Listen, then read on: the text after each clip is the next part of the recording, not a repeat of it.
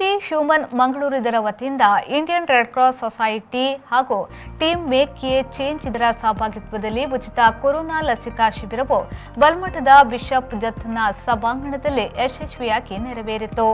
Team B human ತಂಡವು ಆಯೋಜಿಸಿದ 6ನೇ ಲಸಿಕಾ ಶಿಬಿರವಾಗಿತ್ತು. ಅತ್ಯಂತ ವ್ಯವಸ್ಥಿತವಾಗಿ ಸಂಘಟಿಸಿದಂತಹ ಈ ಲಸಿಕಾ ಶಿಬಿರದಲ್ಲಿ ಸುಮಾರು 272 ಜನಸಾಮಾನ್ಯರು, ಹೋಟೆಲ್ ಕಾರ್ಮಿಕರು, ಕಟ್ಟಡ ಕಾರ್ಮಿಕರು ಹಾಗೂ ವಿಶೇಷ ಶಾಲೆಯ ವಿದ್ಯಾರ್ಥಿಗಳು ತಮ್ಮ ಪ್ರಥಮ ಮತ್ತು ಕೆಲವರು ತಮ್ಮ ದ್ವಿತೀಯ ಡೋಸ್ ಲಸಿಕೆಯನ್ನ ಪಡೆದುಕೊಂಡರು. ಈ ಸಂದರ್ಭದಲ್ಲಿ ಸುಮಾರು 8 ಅಂಗವಿಕಲ ಹಿರಿಯ ನಾಗರಿಕರ ಮನವಿಯ ಮೇರೆಗೆ ಅವರ ಮನೆಗಳಿಗೆ ಶಿಬಿರದ ಸ್ವಯಂ ಸೇವಕರು ತೆರಳಿ ಲಸಿಕೆಯನ್ನ ನೀಡಿದ್ದು ವಿಶೇಷವಾಗಿತ್ತು.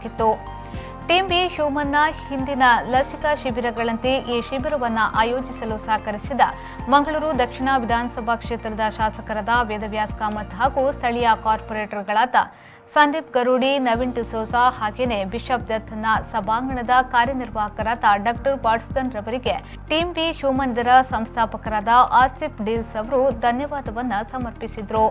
ಈ ಕಾರ್ಯಕ್ರಮವನ್ನು ಅತ್ಯಂತ ಯಶಸ್ವಿಗೊಳಿಸುವಲ್ಲಿ ಟೀಮ್ ಬಿ ಹ್ಯೂಮನ್ ತಂಡದ ಸ್ವಯಂ ಸೇವಕರು, ಟೀಮ್ ಮೇಕ್ ಎ ಚೇಂಜ್ನ ಸದಸ್ಯರು ಮತ್ತು ರೆಡ್ ಕ್ರಾಸ್ನ ಪ್ರವೀಣ್ ಮತ್ತವರ ತಂಡವು ತಮ್ಮ ಸಂಪೂರ್ಣ ಸಹಕಾರವನ್ನು ನೀಡಿದರು.